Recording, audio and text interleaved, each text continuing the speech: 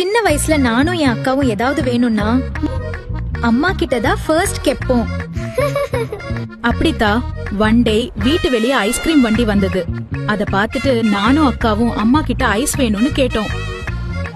அம்மா சளி புடிச்சிடும், நாளைக்கு ஸ்கூல் வேற இருக்கு, சோ நோ ஐஸ்கிரீம். நோ அப்பா, அம்மா ஐஸ்கிரீம் கேட்டா வாங்கி தர மாட்டேன்றாங்கப்பா, ப்ளீஸ் வாங்கி தர சொல்லுங்க அப்பான்னு சொல்லுவோம். ஆமாப்பா ப்ளீஸ். சரி சரி அழாதீங்க, நான் அம்மா கிட்ட பேசுறேன்.